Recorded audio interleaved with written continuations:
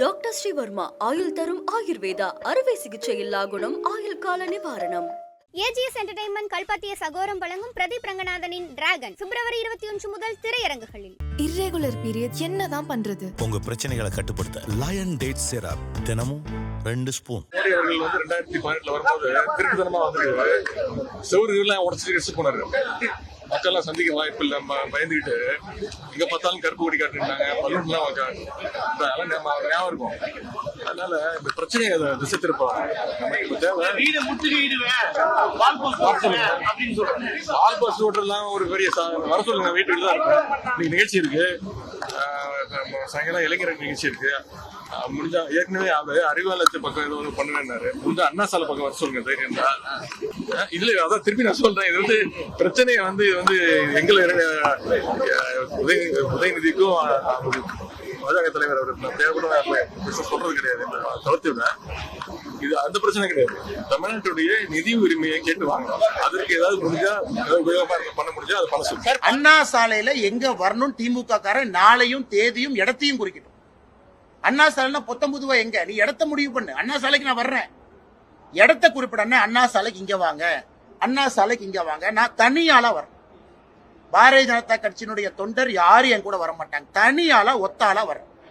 நீ மொத்த படையும் திமுக படையும் மொத்த போலீஸ் போர்ஸை வச்சு நீ தடுத்து நிறுத்தி பாரு. நேற்று நான் சொன்னதிலிருந்து எப்பொழுதும் பின்வாங்க போவது இல்லை. நான் நேற்று சொன்னேன், கெட் அவுட் மோடி அப்படிங்கிற வார்த்தையை தமிழ்நாட்டினுடைய துணை முதலமைச்சர் உதயநிதி ஸ்டாலின் மேடையில பயன்படுத்தினார். அவரு வாயிலிருந்து அவர் வரட்டும். இன்னைக்கு சமூக வலைதளத்துல பாக்குறேன், ஒரு பக்கம் கெட் அவுட் மோடின்னு ஒரு குரூப், இன்னொரு பக்கம் பால்டாயில் பாபுன்னு ஒரு குரூப். 2 பேரும் சமூக வலைதளத்துல கருத்து பரிமாற்றம் நடந்து கொண்டிருக்கிறது.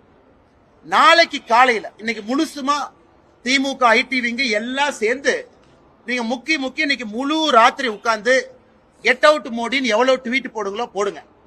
நாளைக்கு காலையில 6 மணிக்கு என்னுடைய ட்விட்டர்ல சரியா 6 மணிக்கு காலையில கெட் அவுட் ஸ்டாலின் நான் ட்வீட் போடுறேன். எவ்வளவு ட்வீட் அது போகுதுன்னு பார்க்கலாம். நான் சவால் விடுறேன், மொத்த திமுக ஐடிவிக்கு சவால் விடுறேன். உனக்கு 24 மணி நேரம் நான் டைம் கொடுத்துட்டேன். நேற்று நைட் நீ ஆரம்பிச்ச, நாளைக்கு காலையில 6 மணி வரைக்கும் உனக்கு டைம் கொடுக்குறேன். அரசு இயந்திரம் எல்லாத்தையும் பயன்படுத்தி கெட் அவுட் மோடின்னு எவ்வளவு ட்வீட் போட முடியுமா போட்டுக்க. நாளைக்கு காலையில 6 மணிக்கு நான் ஆரம்பிக்கிறேன். என்னுடைய முகநூல்ல இருந்து கெட் அவுட் ஸ்டாலின், தமிழ்நாட்டிலிருந்து ஸ்டாலின் வெளியே போ. ஆட்சி செய்ய தெரியல, சட்டம் ஒழுங்க பாதுகாக்க முடியல, எங்கள் வீட்டில் இருக்கக்கூடிய குழந்தைகளுக்கு பாதுகாப்பு இல்ல, தரமான எந்த ஒரு வசதியும் இல்ல. அதனால ஸ்டாலின் அவர்களே, நீங்களும் தமிழ்நாட்டை விட்டு வெளியேறுங்கன்னு நாளைக்கு காலையில 6 மணிக்கு என்னுடைய முகநூல்ல கெட் அவுட் ஸ்டாலின் ஆரம்பிக்கிறேன். இன்னைக்கு நீங்க எவ்வளவு ட்வீட் போட்டீங்களோ மொத்தமா குறிப்பெடுத்து கணக்கெடுத்து எழுதி வச்சுக்கங்க. நாளைக்கு 6 மணியிலிருந்து பிஜேபியினுடைய காலம். நாங்க எவ்வளவு போடுறோம் குறிப்பெடுத்து கணக்கு பாடு. நீ போடுற ட்வீட்டுக்கும் பாரதிய ஜனதா கட்சியினுடைய தொண்டர்கள் பொதுமக்கள் போடுற ட்வீட்டுக்கும் எவ்வளவு வித்தியாசம் இருக்கு. நாளானைக்கு காலையில் இந்த பஞ்சாயத்தை முடிவு கொண்டு வரலாம். இன்னைக்கு ஒரு நாள் உனக்கு கொடுத்துட்டேன், திமுக காரங்களுக்கு கொடுத்தாச்சு, எவ்வளவு வேணுமோ போட்டுக்க. நாளைக்கு எங்களோட நாள் காலையில 6 மணிக்கு நான் ஆரம்பிக்கிறேன். கெட் அவுட் ஸ்டாலின், நீ முழு இந்தியாவும் சேர்ந்து எங்களை விட அதிகமா நீ ட்வீட் போட்டு காமிச்சு சவால் விடுறாங்க. ஏன்னா நம்முடைய அரசியல் இப்படித்தாங்க இருக்கும், யாரையும் பயந்தலாம் இல்லை. அதே போல அண்ணன் கேட்ட கேள்வி, அண்ணா நகர் 26ஆம் தேதிக்கு மேல திரும்ப தமிழ்நாட்டில் இருக்கேன். கும்பமேளா போயிட்டு வந்து நேரத்தை இடத்தை அண்ணா சாலையில இங்க வந்து காட்டுன்னு சொல்லு. 19 அண்ணா சாலையில என்ன வர முடியும், வர்றேன். இடத்த சொல்லு, ஒரே ஆள் வர்றேன், எல்லாம் தடுத்து நிறுத்து. அதனால உதயநிதி ஸ்டாலின் அவர்களுக்கு அவருடைய பாணியில தான் இனி பதில். மரியாதை கொடுத்தா மரியாதை இல்லை என்றால் என்னுடைய வாயிலிருந்து உதயநிதி ஸ்டாலின் சம்பந்தப்பட்டமாக வரக்கூடிய வார்த்தையில மரியாதை இருக்காது. சார், பலர் தனியார் பள்ளிகளை வந்து நடத்துறாங்க, குறிப்பா வந்து விஜய் போன்றவர்களும் குறிப்பா திருமாவளவன் போன்றவர்களும் தனியார் பள்ளிகளை சட்ட விரோதமா நடத்திட்டு இருக்காங்க. ஒன்றிய அரசு கிட்ட அனுமதி வாங்கி அதான் நடத்திட்டு இருக்காங்க. அதையும் இதை கம்பேர் பண்ணாதீங்க. தனியார் பள்ளிகள்ல வந்து காலைல இலவச உணவு கொடுக்குறாங்களா? இல்ல.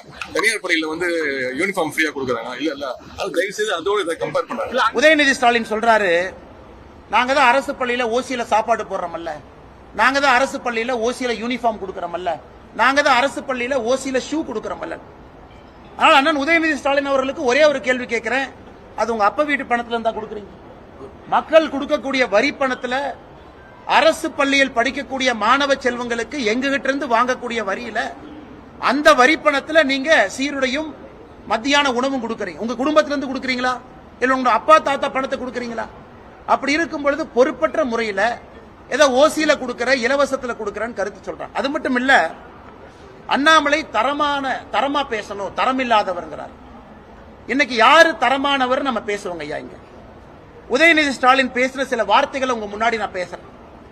இந்த மாவட்டத்தை சார்ந்த முன்னாள் முதலமைச்சர் அண்ணன் எடப்பாடி பழனிசாமி அவங்களை பத்தி என்ன சொன்னாங்கன்னா, விட்டால் எடப்பாடி பழனிசாமி அவர்கள் சசிகலா அம்மையார் காலுக்குள் ஊர்ந்து சென்றிருப்பார். இவர் எடப்பாடி அண்ணன் பத்தி கொடுக்கிற சர்டிபிகேட்.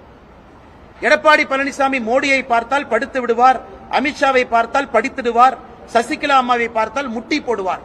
இது உதயநிதி ஸ்டாலின் அவர்கள் உதிர்த்த ஒரு பொன்மொழியில, பல பொன்மொழியில இது ஒன்று. 2016 உதயநிதி ஸ்டாலின் அவர்கள் போட்ட ஒரு ட்வீட்டை காட்டுறேன். இதுல பாருங்க, மதிப்புக்கு மீறிய புரட்சி தலைவி அம்மையார் ஜெயலலிதா அவர்கள் இருக்கிறாங்க, அது பக்கத்துல ஒரு சினிமா நடிகை இருக்கிறாங்க. அதை தன்னுடைய முகநூல் பதிவுல 2016 போட்டு மக்கள் நேசிக்கக்கூடிய புரட்சி தலைவியை கொச்சைப்படுத்தினார். அன்புமணி ராமதாஸ் ஐயா ஓபிஎஸ் அவர்களுடைய டயர் நக்கின்னு சொன்னார். இதெல்லாம் அவர் சொன்ன பொன்மொழிகள்ல சில. இனிமேல் பாரத பிரதமர் நரேந்திர மோடி அவர்களை 29 பைசா மோடின்னு சொல்லுவேன். 2021 தேர்தல் பிரச்சாரத்தில் அருண்ஜேட்லியும் சுஷ்மா ஸ்வராஜையும் கொன்றவர் மோடி. நாங்க ஒன்னும் உங்க அப்பா வீட்டை காசை கேட்கல. இது யார்? நிர்மலா சீதாராமன் அவங்களை பார்த்து சொன்னது.